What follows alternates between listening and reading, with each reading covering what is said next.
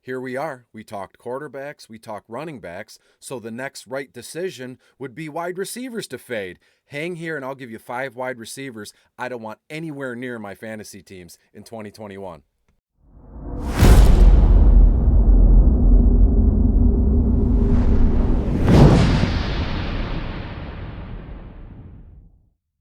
And we're back. Thanks for being here. And normally, we talk quarterbacks and running backs, as I said it moments ago in the intro video. And personally and professionally, I've always been comfortable talking on a microphone or on camera. But any of you that's ever broadcasted or even started a new job, it kind of takes some time to ramp up and find your rhythm, get in your lane, and go from there.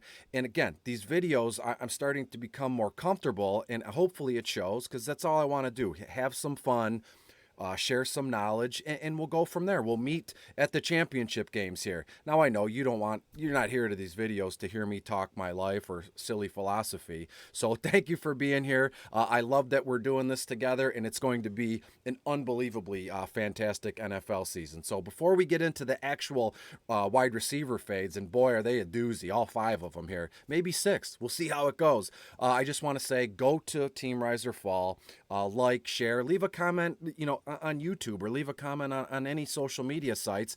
Let me know how I'm doing. Let me know how the site is doing. What can we do more to help you out during the season? And again, the Discord is unbelievably fantastic. I know I'm always talking about it, and you might say, well, Chris, you work for Team Rise or Fall. You're contractually obligated. Well, not really. I'm just supposed to be here to do videos and to help you people. And I can't tell you how unbelievably fantastic the Discord is and all the other interactions on social media. So go to Team Rise or Fall, like or share, hit the subscribe button, and you're going to get a whole lot more goodness and positivity for this coming football season. We all know we could use more of that in our lives in general here. So it stinks that I have to say this right off the bat here, but my first wide receiver fade, it's Kenny Golladay. You could see in the graphic, he's got wearing his shorts, but Kenny Golladay, New York Giants wide receiver 24 right now.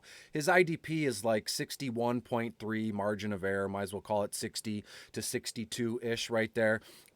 And looking at Kenny Golladay, we know his story, at least I do. He was at Detroit, plucked from Northern Illinois, I believe.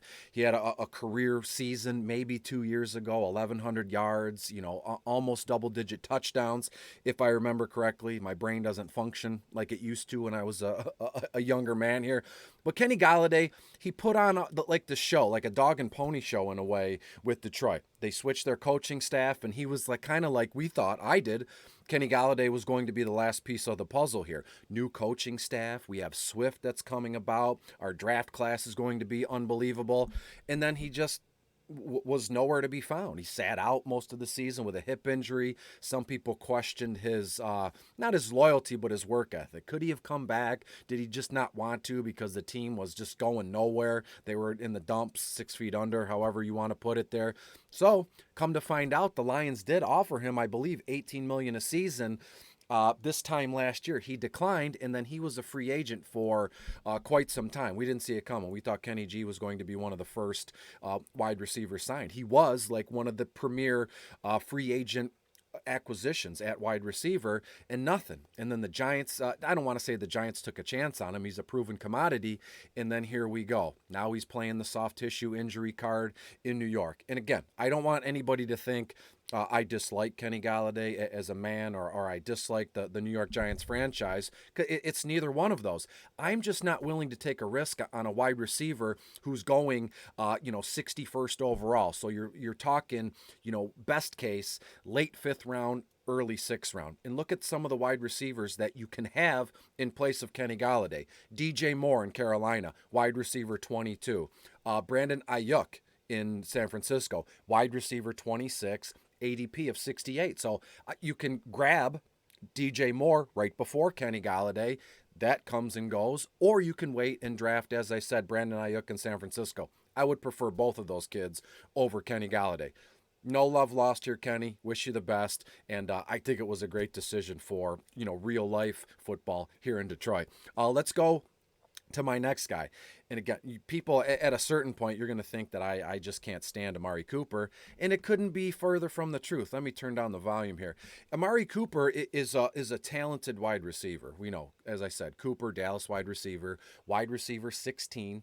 His ADP, I believe, is in the third round. Early to mid third round, if I have that right, depending on the format, PPR, I'm sure it would be right there. But with Cooper, I've mentioned him for a few seasons now. He's been in numerous videos of mine. He's been in numerous articles of mine, and not one of them have been positive. He is hell to own. He is the definition of fantasy football hell. You never know with him. I've said it a million times. So again, if this is a repeat, fast forward, and I'll meet you on the flip side here. But Amari Cooper, let's just put up like this fake scenario here. Indulge me. Amari Cooper, week 3, right? He stays with a game time decision tag. There's always a big red Q next to his name in our formats, which one you're using. And then week 3, he didn't practice all week. Maybe he walked through on Thursday or Friday. And then Sunday, you're like, I need a win. It's early in the season, but I still need a win on my fantasy team. So I'm going to take a chance.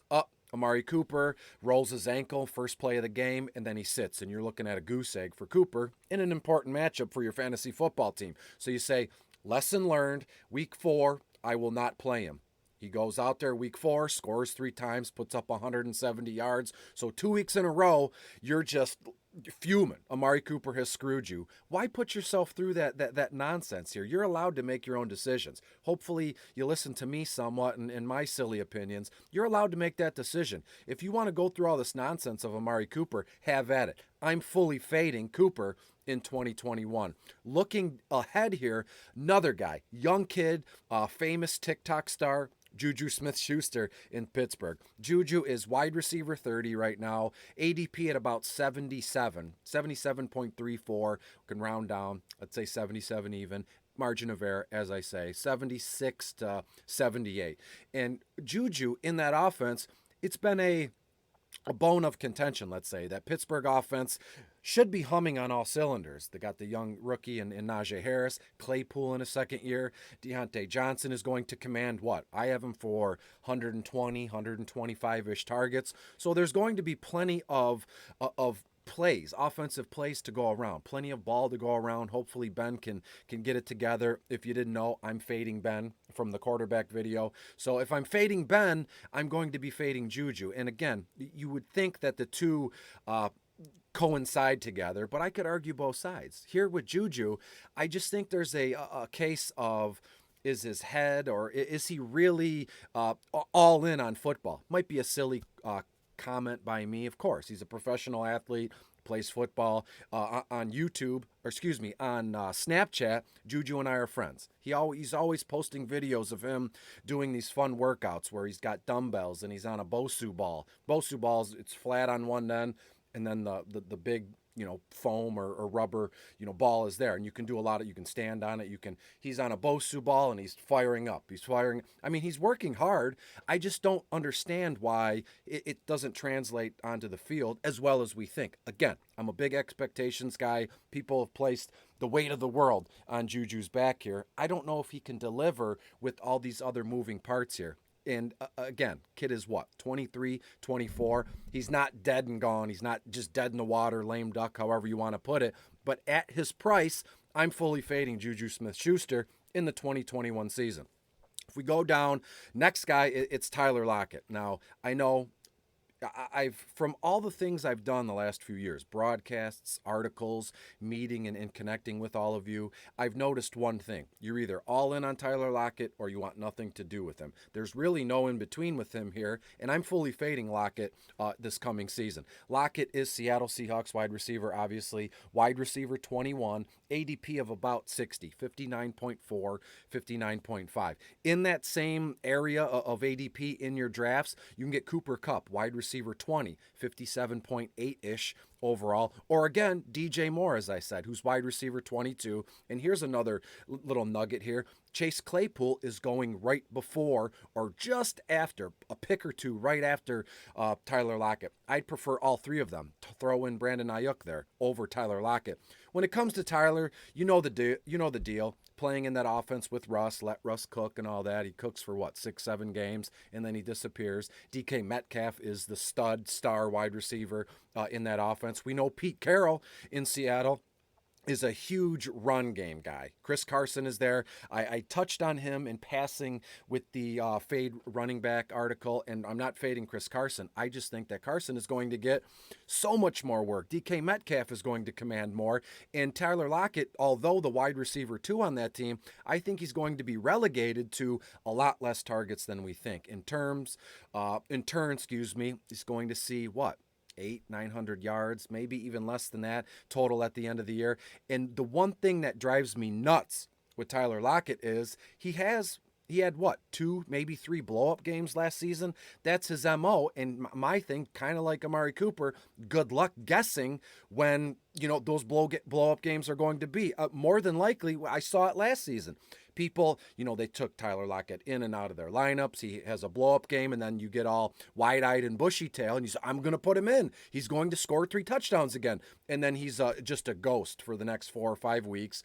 During that time, he's off your roster, and then you maybe forget about it. He's on your bench, and then he blows up again. So with Tyler Lockett, it's just one of those things that makes me crazy where you can't get a handle on it. You're like, what do I do? So I'm telling you, be kind to yourself. Again, you can make your own decisions. Be kind to yourself. Just leave that problem to somebody else. I promise you, you're going to be okay. There's so many more wide receivers at unbelievably good values that you can just not even worry about Tyler Lockett.